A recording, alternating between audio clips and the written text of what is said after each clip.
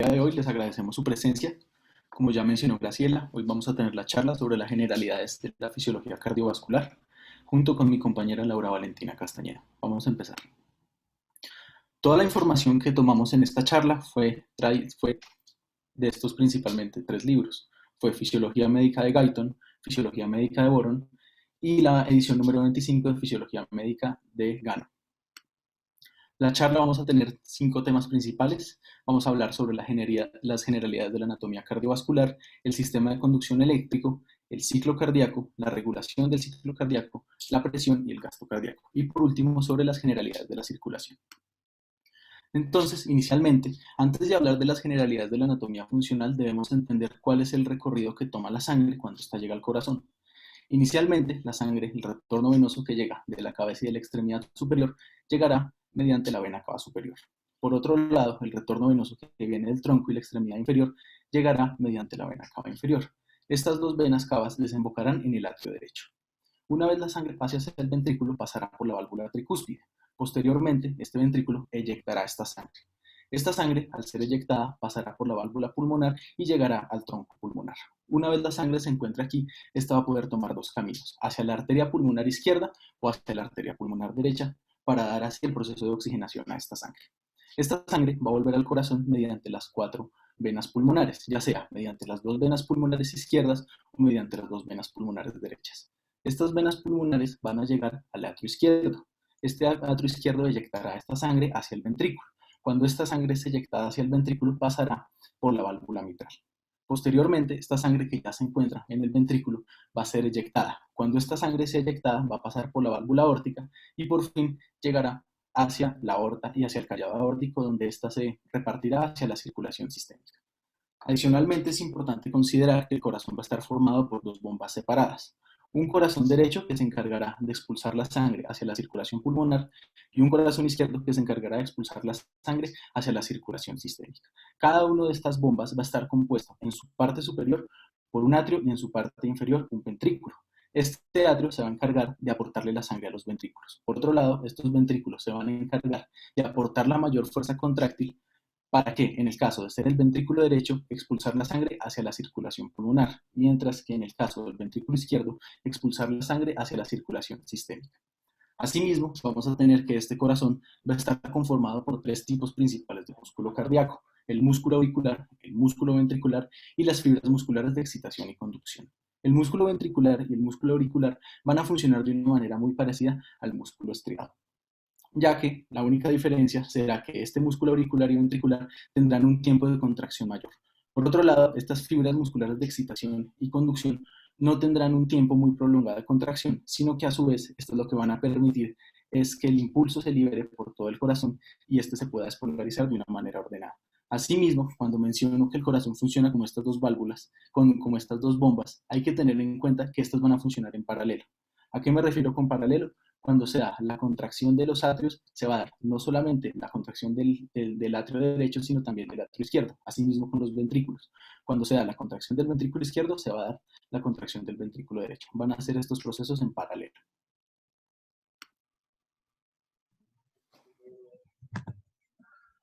Bueno, tal como mencionaba Sergio, hay que tener en cuenta que el músculo cardíaco va a actuar como un sinsitio.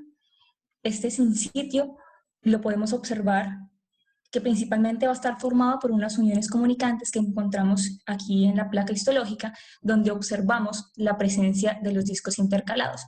Si hacemos un acercamiento, vamos a encontrar unas uniones comunicantes, uniones en hendidura, también llamadas uniones tipo gap, que van a permitir la fácil difusión de iones y de sustancias. Esto va a generar que estas fibras musculares se unan en serie y en paralelo, y fisiológicamente va a permitir que el impulso cardíaco pueda viajar rápidamente por todo el músculo cardíaco. El corazón va a estar formado por 2 sinsitios. El primero va a ser un sinsitio auricular, que va a ser las paredes de los 2 atrios, y un sinsitio ventricular, que va a formar las paredes de los 2 ventrículos. Cabe resaltar que estos sinsitios van a estar separados por un tejido fibroso que se va a encargar de permitir que la contracción auricular y la contracción ventricular se den en momentos diferentes. Teniendo en cuenta esto, vamos a hablar acerca del sistema de conducción eléctrico. Lo primero que vamos a saber es que vamos a tener un potencial de acción en el músculo cardíaco. Este potencial de acción en el músculo cardíaco va a iniciar con una fase 4, que es una fase de reposo, en la cual el potencial de membrana en reposo se va a encontrar entre menos 85 y menos 95 milivoltios. Tendremos una fase 0, que va a ser una fase de despolarización, que va a estar mediada por la apertura de canales rápidos de sodio, y estos canales rápidos de sodio van a causar que las células van a perder su negatividad y va a generar que el potencial de membrana llegue hasta 20 milivoltios. Cuando llega a este nivel, vamos a encontrar una fase 1, y esta fase 1 va a ser una fase de repolarización inicial. Esta repolarización inicial va a estar mediada principalmente por la apertura de unos canales de potasio, y estos potasios van a ser iones positivos que van a salir de la célula, y al salir de la célula la van a hacer un poco más negativa nuevamente. Pero este potencial y esta repolarización inicial va a ser interrumpida por una fase de meseta. Esta fase de meseta va a tener dos eventos importantes, que el primero va a ser unos canales tipo L, canales lentos. Estos canales lentos van a permitir el ingreso a la célula de calcio y de sodio, y al mismo tiempo vamos a tener una disminución en la permeabilidad de potasio. Esta permeabilidad de potasio va a generar que salga menos potasio de la célula mientras va ingresando tanto calcio como sodio. La importancia de esta fase de meseta es que va a hacer que este potencial de membrana va a demorarse 15 veces más que en el músculo esquelético. En una fase 3, que va a ser una fase de repolarización rápida, estos canales lentos van a cerrarse y van a permitir que el potasio finalmente salga de la célula, y al salir de la célula se recupere la negatividad, llegando nuevamente al potencial de reposo, que si recordamos estaba entre menos 85 y menos 95 milivoltios. Pero vamos a tener unas fibras lentas, que estas fibras lentas son las fibras que van a generar el impulso cardíaco. Y para iniciar debemos tener en cuenta que el potencial de membrana en reposo no se va a encontrar en menos 85 a menos 95, como lo encontrábamos en el músculo cardíaco, sino que va a estar entre menos 55 y menos 60 milivoltios. ¿Alguno de los presentes sabe por qué se produce este potencial de reposo menos negativo?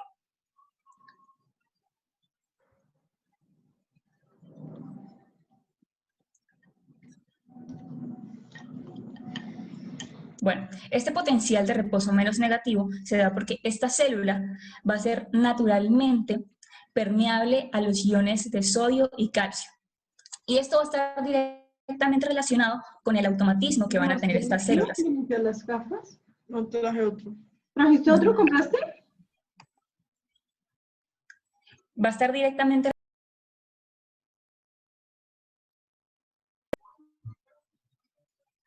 Esto va a estar directamente relacionado con el automatismo, ya que estas van a generar lentas fugas de sodio, y estas lentas fugas de sodio van a generar una corriente llamada la corriente FAN.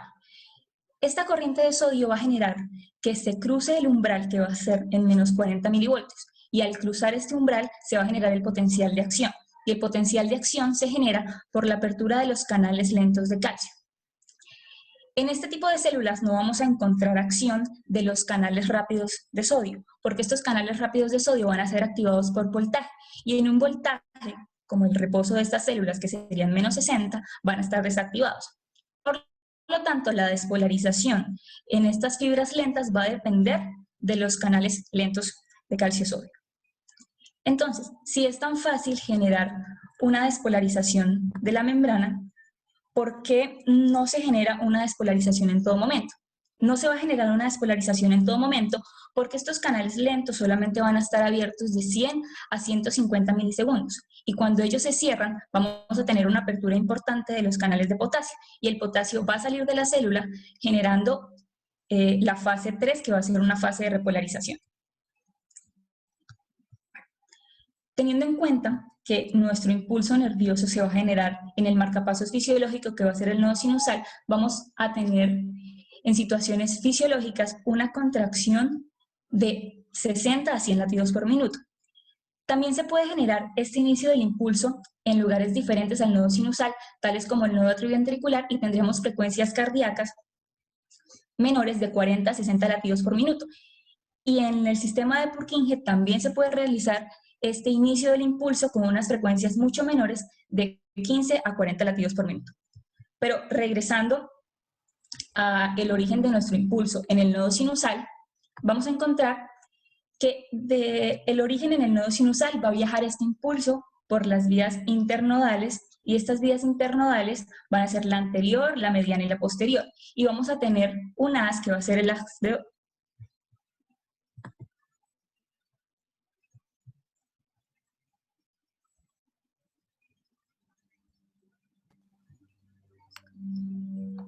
Sergio. Qué pena, creo que me sacó de la sesión. Entonces dame un momento y vuelvo y comparto pantalla. Vale. ¿Aquí quedaste? Sí. No, iba más atrás. Dame un momento y... Vale, ahora sí ya tienes el control de la pantalla.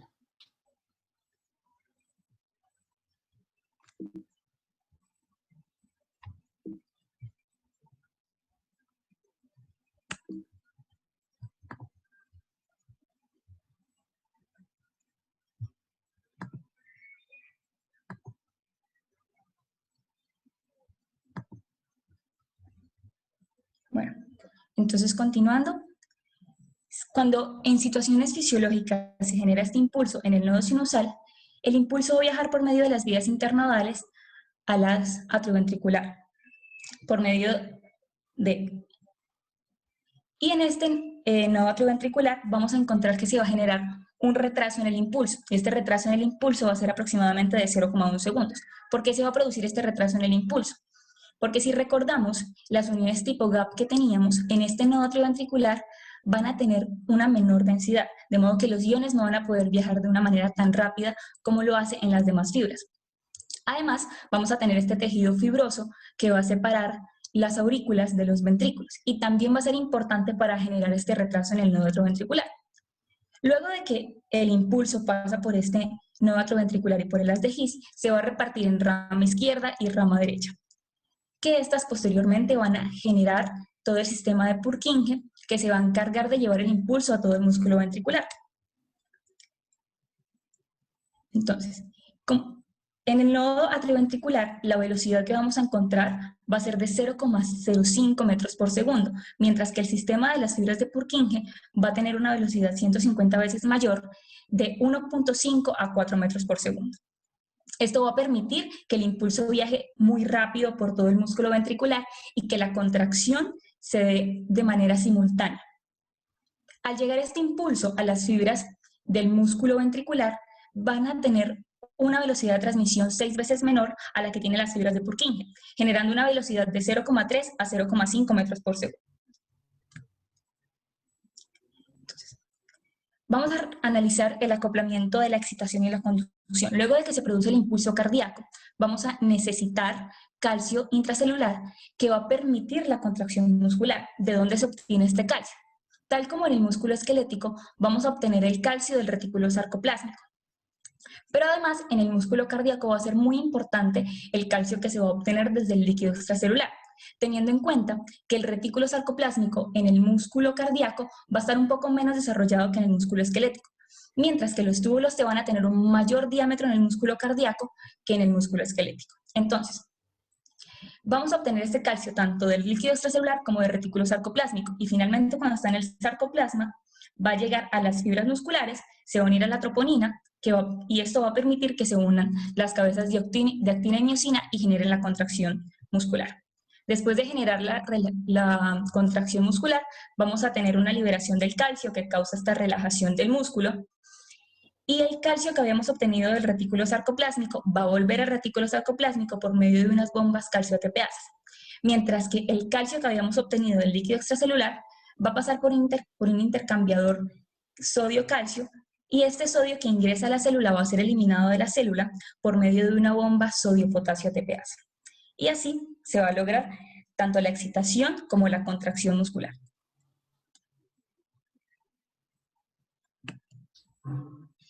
Bueno, ahora yo les voy a hablar un poco sobre las válvulas cardíacas y cuál es su funcionamiento normal en el corazón. Inicialmente vamos a tener 4 válvulas cardíacas, que estas se van a dividir en 2 grupos: las válvulas atrioventriculares y las válvulas semilunares. Dentro de las válvulas atrioventriculares encontraremos la válvula mitral y la válvula tricúspide. Por otro lado, dentro de las válvulas semilunares encontraremos a la válvula pulmonar y a la válvula aórtica. Estas válvulas cardíacas van a ser estructuras que se van a encontrar en los anillos fibrosos del cuerpo fibroso del corazón. Además, también estas válvulas van a estar compuestas principalmente de tejido conectivo denso y regular. Estas válvulas van a tener una función muy importante en el corazón y es que van a permitir el aislamiento de las corrientes del impulso entre las aurículas y los ventrículos para que se genere una descarga ordenada, como ya mencionó Laura, que iba a ocurrir. Ahora, ya entrando específicamente en las válvulas atrioventriculares, tenemos que estas van a funcionar para evitar el flujo retrógrado de la sangre desde los ventrículos hasta los atrios durante la sístole. Estas se van a abrir cuando un gradiente de presión anterógrada fuerce la sangre en dirección anterógrada y se van a cerrar cuando un gradiente de presión retrógrada empuje la sangre hacia atrás. Adicionalmente, es importante resaltar que estas válvulas atrioventriculares van a contar con la ayuda de los músculos papilares, que van a ser unidas mediante las cuerdas tendinosas. Estos músculos papilares se van a encargar principalmente de darle sostén a estas válvulas para así evitar el colapso. En esta imagen que podemos ver en la pantalla vamos a tener el corazón en fase de diástole. ¿Qué quiere decir en fase de diástole? Que el corazón va a estar relajado. Como vemos, en este punto, las válvulas atrioventriculares se van a encontrar abiertas. ¿Para qué? Para que las aurículas puedan dejar pasar la sangre y esta sangre pueda llegar a los ventrículos. Por otro lado, en esta imagen tendremos el corazón en fase de sístole, es decir, en la fase de contracción. Y aquí podemos ver cómo estas válvulas se encuentran cerradas para que cuando el corazón genere esa contracción, esa sangre no se vuelva a los atrios, sino que salga por las válvulas semilunares hacia la circulación pulmonar y hacia la circulación sistémica. Ahora hablando un poco sobre las válvulas semilunares, estas van a tener una función muy parecida. Estas van a evitar el flujo inverso de la sangre desde los ventrículos, el flujo inverso de la sangre a los ventrículos durante la sístole. Entonces, estas válvulas semilunares van a tener diferencias con respecto a las atrioventriculares, ya que estas van a estar expuestas a una mayor presión, a una mayor abrasión mecánica y a una mayor velocidad de eyección. Esto va a ser debido a su menor tamaño, como podemos ver en esta imagen, que las válvulas atrioventriculares son mucho más grandes que estas semilunares, que son más pequeñas. Además, también vamos a tener que estas válvulas semilunares no van a contar con la presencia de los músculos papilares, como es el caso de las atrioventriculares, por lo que no van a tener este plus extra de sostén. En esta imagen de la derecha vamos a ver una comparación de una válvula atrioventricular y de una válvula semilunar. En este caso será la válvula mitral. Aquí en esta imagen podremos ver cómo esta válvula mitral está unida mediante las cuerdas tendinosas a los músculos papilares. Y por otro lado vamos a tener esta válvula aórtica, que a diferencia de esta atrioventricular no va a tener unido ningún tipo de músculo. Ahora vamos a hablar un poco sobre el ciclo cardíaco. El ciclo cardíaco se va a definir como los fenómenos cardíacos que se producen desde el comienzo de un latido hasta el comienzo del siguiente latido. Como ya nos mencionó Laura, este ciclo cardíaco va a estar regulado por el nodo sinusal. Este nodo sinusal va a estar localizado en la aurícula derecha, justo al lado de la desembocadura de la vena cava superior. Asimismo, este corazón va a alternar entre una fase de llenado y una fase de vaciado.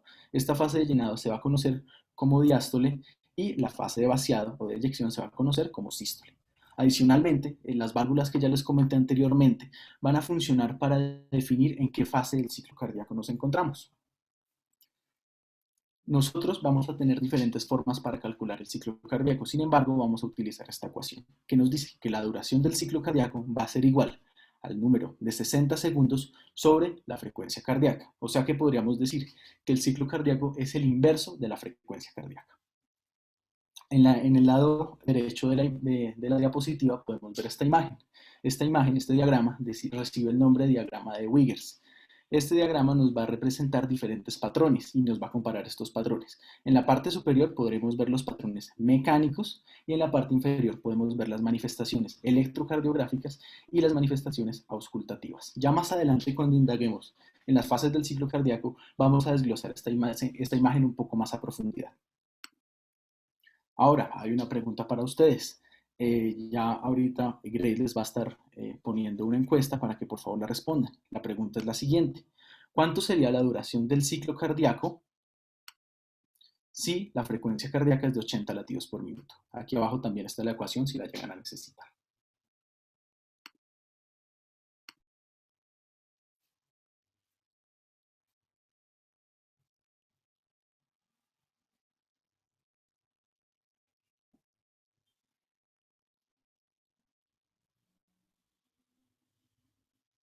La encuesta va a estar habilitada por alrededor de 1 minuto.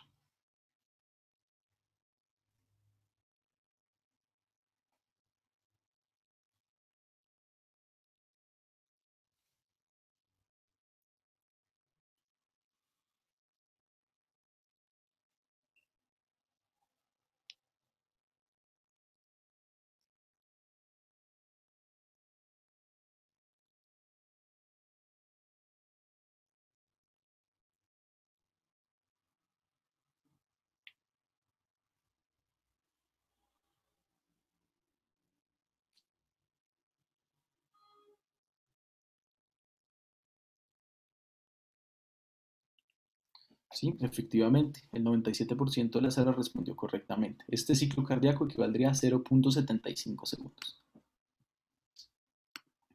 Ahora vamos a hablar sobre las fases de este ciclo cardíaco que ya les comenté anteriormente. Inicialmente tendremos la primera fase. Esta se denominará la fase de la relajación isovolumétrica, que como bien dice su nombre, la vamos a ver aquí en esta gráfica, en donde ISO corresponde a igual y volumen a la cantidad de líquido que se encuentra en un área. Entonces, ¿qué va a suceder aquí?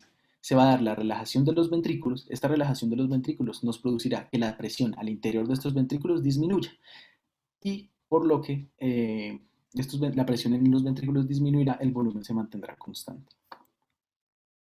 La segunda fase será la fase del llenado pasivo y será cuando la sangre va a pasar por equilibrio de presiones, a donde hay mayor presión a menor presión al interior de los ventrículos. La tercera fase va a ser la fase del llenado activo, en la que estos ventrículos no van a estar llenos por completo y los atrios se encargarán de despolarizarse para llenarlos al máximo.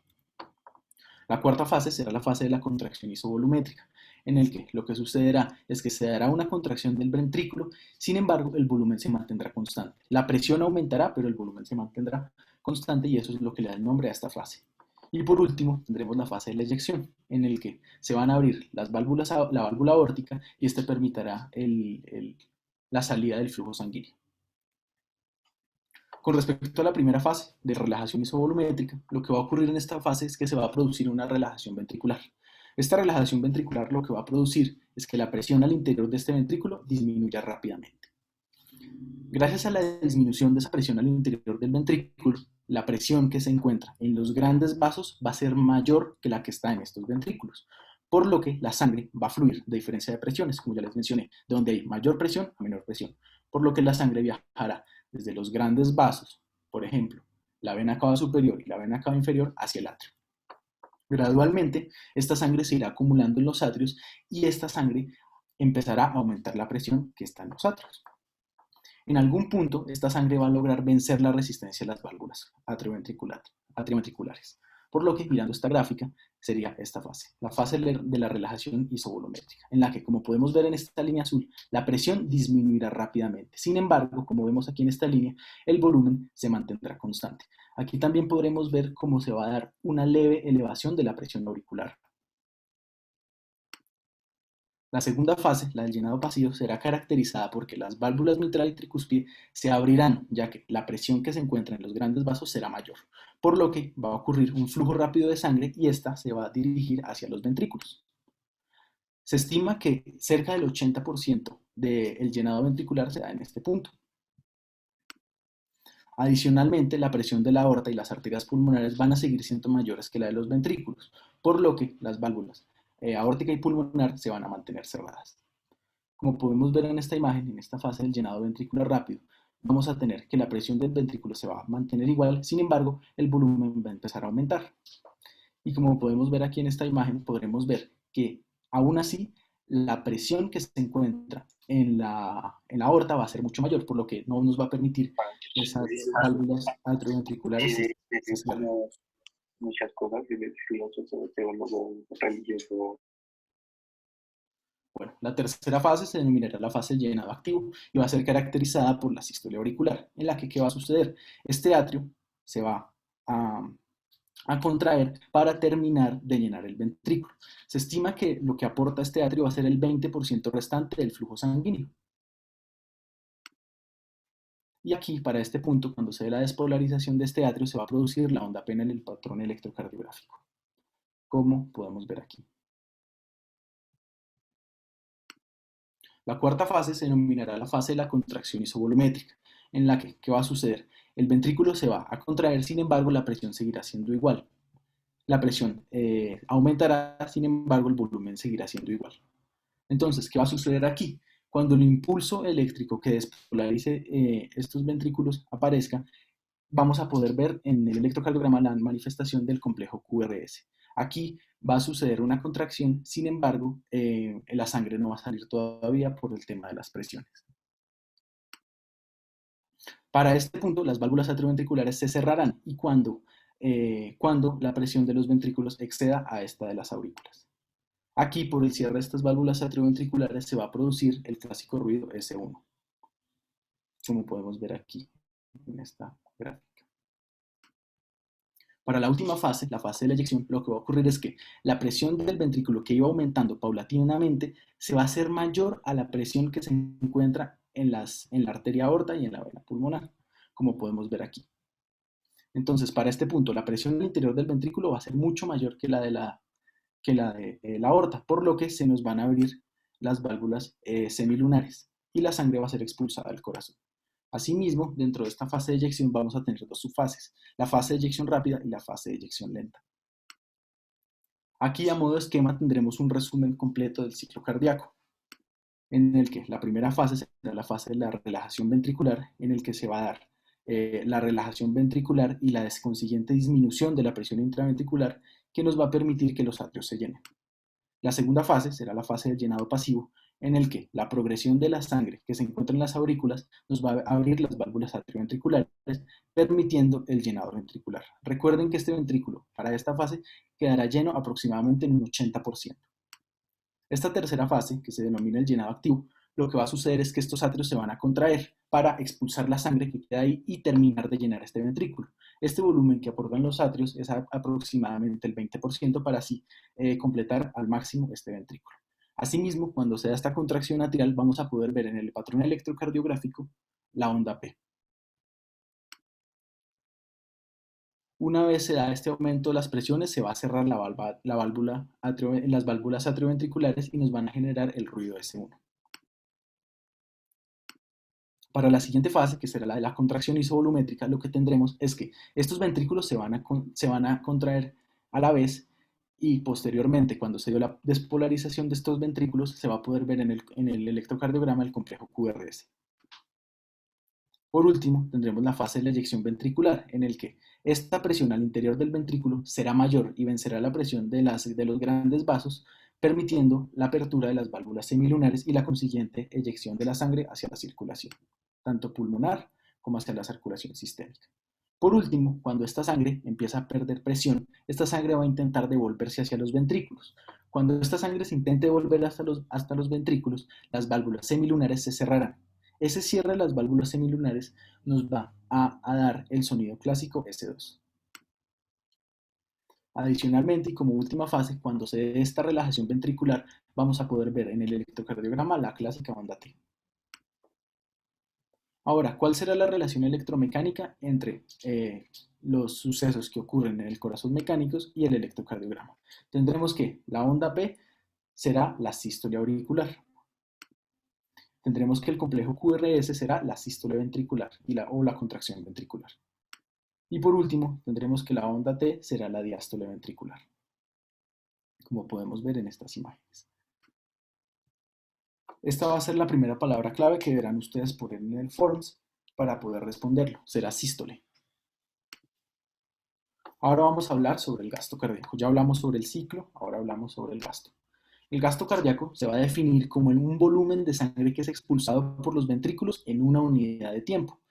La forma de calcular el gasto cardíaco va a ser mediante el volumen sistólico. Este volumen sistólico significa la cantidad de sangre que inyecta ese ventrículo por la frecuencia cardíaca. Esta frecuencia cardíaca va a ser el número de veces que el corazón late en un minuto. Cabe resaltar también que volumen sistólico y volumen de eyección es lo mismo, son los mismos conceptos. Vamos a ponerlo en términos normales y vamos a ejemplificarlo. En el caso de una persona normal, la frecuencia cardíaca va a ser de 70 latidos por minuto. Un volumen sistólico promedio y normal de una persona va a ser de 70 a 80 mililitros por latido. Es decir, nuestro ventrículo va a expulsar de 70 a 80 mililitros cada vez que late. Por eso, si hacemos esta operación, nos va a dar que el gasto cardíaco promedio de una persona va a ser 5.500 mililitros por minuto o 5.5 litros por minuto. Aquí también hay que tener en cuenta que este gasto cardíaco no va a ser siempre una constante y este va a depender de demandas metabólicas o el estado de esfuerzo al que se esté exponiendo el cuerpo. Asimismo, para este gasto cardíaco también vamos a tener unos determinantes. Vamos a tener la precarga, la poscarga, la frecuencia cardíaca y la contractilidad. En esta imagen de la derecha vamos a ver cómo cada uno de estos determinantes van a determinar nuestro gasto cardíaco. Aquí tenemos que la poscarga, la contractilidad y la precarga nos van a dar el acortamiento o cuánto se nos va a distender o contraer esta fibra miocárdica. Esta fibra miocárdica, junto con el tamaño del ventrículo, nos va a dar el volumen del latido. Este volumen del latido con la frecuencia cardíaca nos va a dar el gasto cardíaco. Y el gasto cardíaco, junto con la resistencia vascular periférica, nos va a determinar la presión arterial. Es importante aquí también resaltar que la presión arterial va a actuar como un mecanismo de feedback hacia la poscarga. Ahora hablando en términos de la precarga se considera como el grado de estiramiento máximo o tensión de las fibras miocárdicas antes del inicio de una contracción ventricular. Es decir, cuánto se distienden estas fibras para poder permitir que un volumen entre. Entonces, esta precarga va a estar determinada por varios factores, entre ellos el retorno venoso y la distensibilidad ventricular, en el que si el retorno venoso aumenta, ¿qué quiere decir? Que la cantidad de sangre que llega al ventrículo va a ser mayor. Segundo, la distensibilidad ventricular. Si la distensibilidad ventricular disminuye, ¿qué quiero decir con esto? Que si el ventrículo se puede distender cada vez menos, esto nos va a disminuir la precarga, porque como el ventrículo no se puede distender bien, menos volumen sanguíneo va a caber dentro de él. Por lo que podremos decir que la distensión de la pared ventricular nos va a determinar el volumen telediastólico. Aquí también debemos relacionarlo con la ley de Frank-Starling. ¿Qué nos va a decir la ley de Frank-Starling? Que a más estiramiento de una fibra, más fuerte será la fuerza de contracción. Por lo que, entre más volumen le metamos a ese ventrículo, nuestro ventrículo se va a contraer más fuerte. Una forma de ejemplificarlo de una manera más sencilla y entenderlo podría ser imaginarse que nosotros estamos inflando un globo. Entre nosotros más aire le metamos a ese globo, con más fuerza va a salir cuando lo soltemos. La segunda determinante del gasto cardíaco va a ser la poscarga. Esta poscarga se va a definir como la presión que la pared miocárdica debe producir para vencer la resistencia o carga que supone a la eyección de sangre. En términos más sencillos sería, ¿qué tanta fuerza debe hacer el ventrículo para vencer la presión que se opone en la aorta para la salida de la sangre? Entonces, esta poscarga va a tener diferentes determinantes, sin embargo, el más importante va a ser la resistencia vascular, en el que si la resistencia vascular aumenta, va a disminuir el flujo sanguíneo, por lo que la poscarga será mayor. Y si la poscarga es mayor, disminuirá el gasto cardíaco. Por otro lado, este aumento de la resistencia vascular va a estar mediado principalmente por procesos de vasoconstricción. Ahora, en el caso de que disminuya la resistencia vascular periférica, se va a aumentar el flujo sanguíneo. Y si se disminuye la resistencia vascular periférica, se va a disminuir la poscarga. Y si la poscarga se disminuye, se va a aumentar el gasto cardíaco. Esto nos quiere decir que el corazón debe ejercer una menor fuerza para eyectar la sangre. Esta disminución de la resistencia vascular periférica puede estar dado principalmente por procesos de vasorelajación. Con esto podríamos decir que la fuerza ventricular va a estar determinada por la resistencia vascular periférica y esta misma va a ser la que se encargue de regular qué tan fuerte se debe contraer nuestro corazón para expulsar esta sangre. Una forma más fácil de entenderla sería la siguiente forma. Imagínense que están dos personas, una a un lado de una puerta, una al lado de la otra. La persona que se encuentra detrás de esta puerta está intentando abrir la puerta con todas sus fuerzas. Sin embargo, esta mujer va a intentar que esta puerta no se abra, por lo que la persona que se encuentra del otro lado, la única forma de que abra esta puerta va a ser que la presión que él ejerza sea mayor que la que se está oponiendo a la apertura de ella, que sea la fuerza de la mujer. El último determinante del gasto cardíaco será la contractilidad, y la contractilidad se va a definir como el rendimiento contráctil intrínseco de las fibras musculares cardíacas. Esto en términos prácticos, en términos clínicos, se podría considerar como qué también se está contrayendo nuestro corazón, es decir, cuánto volumen entra y cuánto de ese volumen está pudiendo el corazón inyectar. Cabe resaltar también que el término contractilidad y inotropismo es exactamente el mismo. Dentro de los determinantes de la contractilidad encontramos la activación simpática y la presencia de las catecolaminas circundantes. Asimismo, podríamos ver esta contractilidad de otra forma, como el trabajo, ya que este trabajo va a determinar el volumen telediastólico ventricular. Vamos a encontrar también en esta imagen de la derecha también diferentes componentes que nos pueden determinar la contractilidad. Como ya les mencioné, las catecolaminas circundantes, presencia de hipoxia, hipercamia o acidosis que nos va a generar un daño específico en estas fibras cardíacas, depresores farmacológicos, pérdida de miocardio, como puede ser en un caso de un infarto, en el que vamos a perder parte de este parénquima cardíaco, por lo que nos va a alterar este proceso de contractilidad. Ahora va a haber una pregunta para ustedes también con el mismo mecanismo. Va a estar abierta durante 1 minuto y la pregunta va a ser la siguiente. ¿En qué fase del ciclo cardíaco se va a producir S1?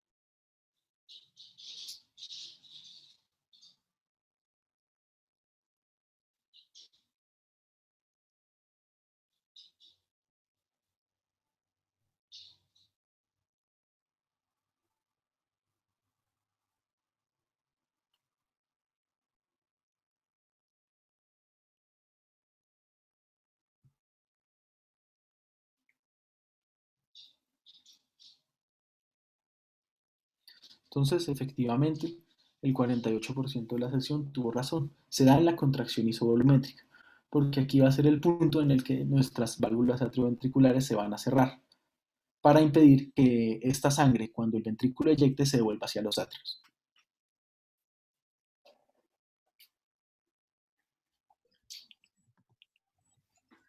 Bueno, ya para terminar, vamos a hablar acerca de las generalidades de la circulación, teniendo en cuenta que la principal función de la circulación va a ser llevar nutrientes a cada uno de los tejidos y además recoger los desechos de estos tejidos. Para esto vamos a tener dos grupos de circulación. El primero va a ser la circulación pulmonar. Esta circulación pulmonar va a abarcar el 9% de la sangre circulante y va a ser pues esta sangre que va a los pulmones a realizar el intercambio gaseoso. Y la circulación sistémica o circulación mayor va a ser el 84% de la sangre circulante, que va a ser toda esta sangre que va a ir a cada uno de los tejidos a realizar, como les decía, esto a llevar a nutrir los tejidos y también a recoger desechos. En el corazón vamos a tener un 7% de la sangre circulante. Analizando la gráfica de la izquierda de las presiones, tal como lo dijo Sergio, en el ventrículo izquierdo se van a manejar unas presiones muy altas. A causa de esto, en la aorta también va a recoger una gran cantidad de esta presión con la cual la sangre es eyectada, de modo que en sístole vamos a tener una presión de 120 milímetros de mercurio y en diástole de 80 milímetros de mercurio. Esto sucede tanto en la aorta como en las grandes arterias, dando como una presión arterial media de 100 milímetros de mercurio. Conforme la sangre va avanzando en la circulación, esta presión va a ir disminuyendo, de modo que cuando llegamos a los capilares, en el extremo arterial, vamos a tener una presión de 35 milímetros de mercurio y en el extremo venoso una presión de 10 milímetros de mercurio. Esto hace que la presión arterial media en los capilares va a ser de 17 milímetros de mercurio. La sangre que llega a la aurícula derecha va a llegar con una presión muy cercana a cero y el ventrículo derecho va a eyectar la sangre con cierta presión, pero la presión va a ser aproximadamente de 40 milímetros de mercurio, que es mucho menor a la presión con la que el ventrículo izquierdo eyecta la sangre. Esta sangre que va a la circulación pulmonar también va a manejar muy bajas presiones y la presión arterial media de este sistema va a ser de 7 milímetros de mercurio. Y cuando vuelve esto a la aurícula izquierda, va a llegar con una presión también muy cercana a cero. Como lo mencionaba, hay varios tipos de vasos sanguíneos. Entonces vamos a encontrar en primer lugar las arterias elásticas, arterias como la aorta y otras grandes arterias que se van a encargar de transportar sangre con alta presión. Si recordamos, la presión arterial media que van a manejar estas arterias va a ser de 100 milímetros de mercurio. Vamos a tener las arteriolas, que las arteriolas son los vasos de resistencia y se encargan de controlar la liberación de sangre a los capilares. ¿Cómo hacen esto? Lo hace por medio de vasoconstricción o vasodilatación, aumentando o disminuyendo la resistencia vascular periférica. Vamos a tener también capilares, que los capilares son los que se van a encargar del intercambio de sustancias. Estos no van a tener músculo liso, por lo tanto no pueden realizar procesos de vasoconstricción ni vasodilatación. Las vénulas se van a encargar de recoger esta sangre que pasa por los capilares y van formando venas de gran calibre. Finalmente, estas venas de gran calibre se van a encargar de transportar las sustancias nuevamente al corazón y van a ser una importante reserva de sangre. Vamos a analizar lo que es la superficie transversal. Entonces, supongamos que tenemos un vaso y le hacemos un corte transversal. El área que vamos a observar va a ser esta superficie transversal. Pero para hacer un análisis de la superficie transversal total, tendríamos que poner cada una de estas arterias pegadas y ahí sí realizar el corte transversal. Por esto, la arteria aorta va a ser una sola arteria, de modo que su superficie transversal va a ser muy pequeña porque va a ser solamente de 2.5 centímetros cuadrados. Mientras que los capilares, si yo pongo todos los capilares que tengo en el cuerpo a un mismo nivel y hago un corte transversal, la suma de la superficie de cada uno de los capilares nos va a dar una superficie transversal total 1000 veces mayor a la de la aorta, que sería 2.500 centímetros cuadrados. Otro punto importante a tener en cuenta de esta tabla es que si observamos la superficie transversal de las venas va a ser mayor que la de las arterias. Esto explica por qué las venas van a ser donde se vamos a guardar estas reservas de sangre, porque van a tener mayor capacidad de guardar líquidos. Ahora vamos a hablar un poco del flujo sanguíneo. Entonces supongamos que nos paramos en una calle y observamos cuántos carros van pasando durante un minuto. Entonces el flujo de carros sería la cantidad de carros que atraviesan por esa calle en el tiempo determinado que estamos. Lo mismo pasa por el flujo sanguíneo. Si nos paramos en un vaso sanguíneo y observamos cuánta sangre va a atravesar ese punto durante un minuto, tendremos lo que es el flujo sanguíneo. Y ese flujo sanguíneo va a estar determinado principalmente por dos factores. El primer factor va a ser un gradiente de presión. Si recordamos la tabla que observamos al inicio sobre los cambios de presión, conforme la sangre va avanzando en nuestro sistema circulatorio, las presiones se van haciendo cada vez menores. Esto favorece que haya un flujo de sangre adecuado. Si no hubiese un gradiente de presión y la presión 1 fuese igual a la presión 2, no tendríamos un movimiento del flujo, estaría estancado. Y si la presión 2 fuese mayor a la presión 1, la dirección de este flujo sería diferente. Además, vamos a tener un segundo factor que va a ser la resistencia vascular. Imaginemos la resistencia vascular como un semáforo que va a impedir que los carros sigan pasando. Va a ser lo mismo. En la sangre va a ser cualquier factor que impida que este flujo siga corriendo. Y esto lo podemos sintetizar en la ley de Ohm, que dice que el flujo sanguíneo va a ser igual al delta de la presión sobre la resistencia, en donde este delta de la presión va a ser directamente proporcional al flujo y el flujo inversamente proporcional a la resistencia. Hay dos maneras como podemos encontrar este flujo en nuestro organismo. El primero va a ser un flujo laminar. Este flujo laminar va a ser un flujo equilibrado, aerodinámico y que va a tener un avance en forma de parábola. ¿Por qué va a tener un avance en forma de parábola? Porque la sangre que va pasando pegada a la pared del vaso va a tener una mayor resistencia. De modo que esta sangre va a tener un movimiento mucho más lento. Mientras que si yo observo la sangre que va pasando por el centro del vaso, no va a tener resistencias que le van a impedir fluir. Entonces, esta sangre va a llevar una mayor velocidad y esto va a generar este movimiento parabólico del flujo. En algunas circunstancias, esta aerodinámica del flujo se va a perder y se va a empezar a producir un flujo turbulento. Un flujo turbulento es un flujo desordenado, en el cual va a haber una mayor resistencia, porque la sangre no va a fluir en un solo sentido, sino que en bastantes sentidos.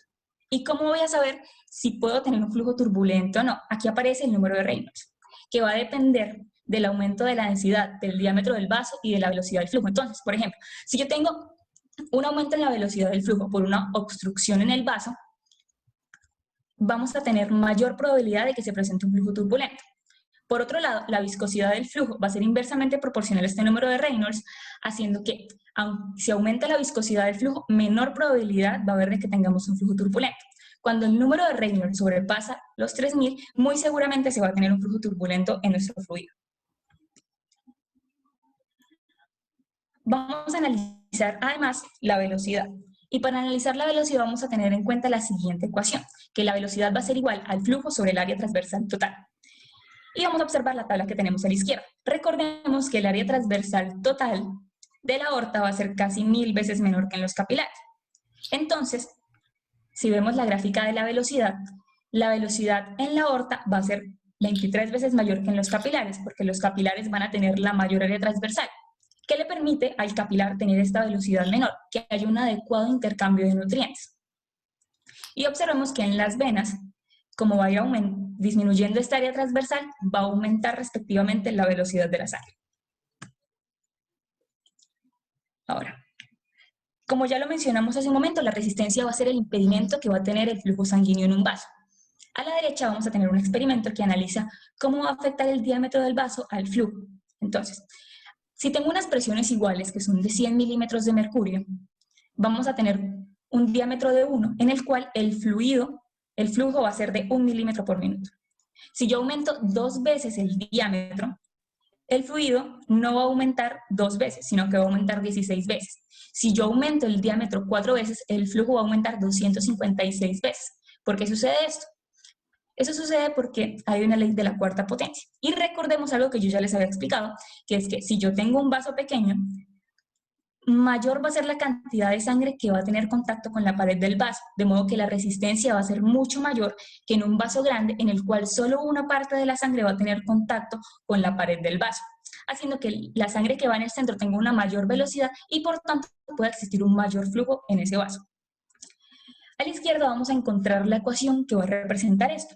Entonces, si recordamos, el flujo va a ser igual al delta de la presión sobre la resistencia, que esto va a ser igual a las diferencias de las presiones por el radio sobre la viscosidad y la longitud. Entonces, un aumento en la viscosidad va a generar un aumento en la resistencia. ¿Y de qué va a depender esta viscosidad? Va a depender del hematocrito, que es la concentración de eritrocitos en la sangre. La longitud del vaso también puede cambiar la resistencia, pero es muy difícil cambiar la longitud del vaso. Mientras que el factor más determinante para los cambios en el flujo y en la resistencia va a ser el radio, porque fácilmente, por ejemplo, como lo hablamos al inicio, las arteriolas van a poder cambiar este radio de su vaso haciendo cambios importantes en el flujo y en la resistencia de este flujo. Nosotros vamos a tener dos tipos de circuitos cuando hablamos del flujo sanguíneo. Serán circuitos en serie y circuitos en paralelo. Cuando hablamos de un circuito en serie, que observamos la imagen A, vamos a tener que el flujo va a ser el mismo en cada parte del vaso. Y si vamos a ver cuál es la resistencia total de este flujo, sería tan simple como sumar las resistencias en cada punto. Pero si yo tengo un circuito en paralelo, como que observamos en la imagen B, aquí ya no puedo hacer una suma tan sencilla de las resistencias. Y aquí entra un concepto que es la conductancia. Entonces, si la resistencia va a ser el impedimento a un flujo, la conductancia va a ser la propiedad que le va a permitir a este flujo, pues, fluir. Entonces, la conductancia va a ser el inverso de la resistencia. Y para hacer la suma de estas resistencias, yo podría hacer 1 sobre la resistencia 1 más 1 sobre la resistencia 2, que sería lo mismo que decir que la resistencia total va a ser la conductancia 1 más la conductancia 2 más la conductancia 3. Finalmente vamos a hablar de la presión arterial. Y la presión arterial va a ser la fuerza que va a ejercer la sangre contra la pared del vaso por la que va pasando esta sangre. Y la importancia de esto es que va a ser un factor determinante para el control del flujo sanguíneo, ya que si yo aumento la presión arterial, como se observa en la gráfica de la izquierda, vamos a tener un aumento también del flujo sanguíneo. Y si tengo una disminución de la presión arterial, voy a tener una disminución del flujo sanguíneo. Pero en la gráfica apreciamos claramente que este aumento del flujo sanguíneo respecto a la presión arterial no va a generar una relación lineal, sino que tendremos una curva, en la cual vamos a tener un intervalo de presión en el cual va a existir un control local. Este intervalo de presiones va a ser una presión arterial media entre 70 milímetros de mercurio y 175 milímetros de mercurio, en la cual, cuando aumenta la presión arterial media, también va a aumentar la resistencia vascular periférica. Y si aumenta la resistencia vascular periférica, este flujo sanguíneo no va a poder aumentar tanto y en la misma proporción como lo hace la presión arterial media. En cambio, si yo disminuyo la presión arterial media, se va a generar una disminución también en la resistencia vascular periférica. Y si hay una disminución en la resistencia, este flujo va a poder ser mayor. Y si es mayor el flujo, no va a disminuir en la misma proporción como lo hace la presión arterial. Para explicar esto podemos hablar de dos teorías. La primera teoría va a ser una teoría metabólica que podemos observar en la gráfica de la derecha, en la cual relacionamos la saturación de oxígeno con el flujo sanguíneo. Entonces, cuando disminuye la saturación de oxígeno, va a aumentar este flujo sanguíneo. ¿Y qué va a producir esto? Básicamente lo van a producir dos mecanismos. El primero nos dice que cuando yo disminuyo la concentración de oxígeno, mi cuerpo va a generar un aumento en la velocidad de producción de sustancias vasodilatadoras, y esas sustancias vasodilatadoras, como el CO2, la adenosina, iones de potasio, iones de hidrógeno, van a generar que haya una vasodilatación en el flujo. Si hay una vasodilatación en el flujo va a ser mayor. Al haber un flujo mayor, vamos a tener un mayor aporte de oxígeno a cada uno de los tejidos. La segunda explicación que se le da a esta teoría metabólica nos dice que no solamente el oxígeno es un factor indispensable para el abastecimiento que necesitan los tejidos, sino que voy a tener otro tipo de sustratos que necesitan, como la glucosa, el ATP, etc. Entonces, si en un vaso yo tengo un exceso de oxígeno, este vaso va a tener mayor probabilidad de contraerse porque va a tener mayor ATP para contraerse. Y esto va a generar una disminución en el flujo cuando hay un aumento en la saturación de oxígeno. Pero cuando yo tengo una disminución del oxígeno, el músculo no va a tener cómo contraerse, generando que haya una dilatación del músculo liso y así genera un aumento en el flujo. La segunda teoría va a ser una teoría miógena, que nos habla acerca del esfuerzo que genera un vaso cuando hay un aumento en la presión arterial. Cuando hay un aumento en la presión arterial, va a aumentar la fuerza que genera pues, la sangre contra el vaso y por lo tanto se va a producir un estiramiento. Este estiramiento en el vaso va a generar que se dé una cascada de calcio y esta cascada de calcio va a generar que haya una contracción en el vaso y al existir una contracción en el vaso va a aumentar la resistencia vascular periférica haciendo que el flujo sea menor, manteniendo este control local. También vamos a tener otros mecanismos del control de la presión arterial. Dentro de estos mecanismos rápidos de la presión arterial, los principales van a ser la estimulación o la inhibición simpática. Entonces, esta estimulación simpática se va a dar por medio de noradrenalina. Cuando yo genero una estimulación simpática, va a haber un aumento de la resistencia vascular por una vasoconstricción y por lo tanto aumentaría la presión arterial. También aumentaría la vasoconstricción en las venas, aumentando así el retorno venoso y por lo tanto el gasto cardíaco. Vamos a tener cierto tipo de receptores en el cuerpo, como lo son los vasoreceptores. Estos vasoreceptores los vamos a encontrar en el seno carotídeo. ¿Qué van a captar esos vasoreceptores? Esos vasoreceptores van a captar el estiramiento del vaso. Entonces, si hay un aumento en la presión, el estiramiento del vaso va a ser mucho mayor. Al tener un estiramiento del vaso mucho mayor, lo que va a generar esto es una inhibición de la vasoconstricción generada por la estimulación simpática. Es decir, se va a inhibir este sistema nervioso simpático y va a haber una activación parasimpática que va a generar una vasodilatación. Por otro lado, vamos a tener quimiorreceptores. Estos quimiorreceptores, digamos que no son tan útiles en el control de la presión arterial porque solamente van a actuar cuando la presión arterial es menor a 80 milímetros de mercurio. Lo que va a hacer es que va a captar un aumento en las concentraciones de dióxido de carbono, de iones de hidrógeno y una disminución en el oxígeno. Estos quimiorreceptores los vamos a encontrar en los cuerpos carotídeos y van a generar, por la disminución del oxígeno, una vasoconstricción en el centro vasomotor. Y vamos a tener otro tipo de receptores que son los receptores de baja presión. Estos receptores de baja presión van a captar principalmente un aumento en el volumen y en la distensión de la aurícula derecha. ¿Qué van a causar? Cuando sienten que hay un aumento en el volumen, van a causar tres puntos principales. Primero, una dilatación de las arterias aferentes renales, y al existir esta dilatación de las arterias aferentes renales, se va a generar mayor filtración de agua en el riñón.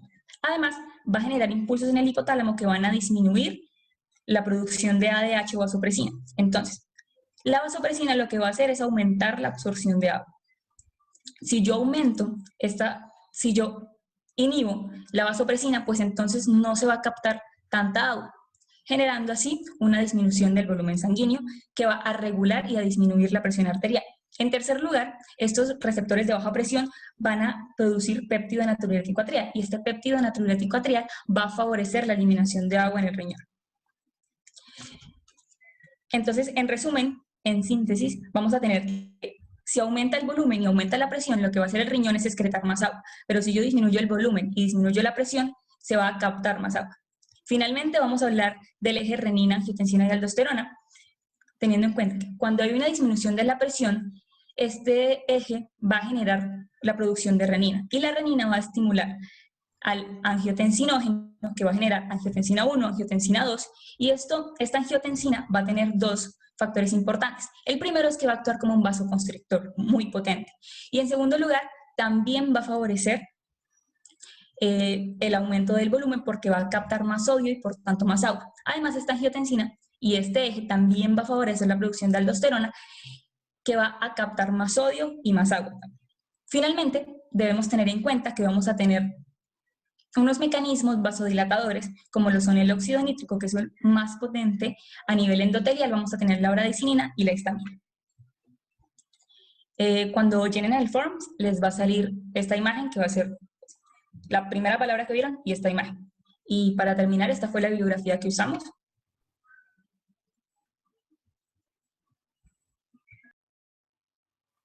Muchas gracias.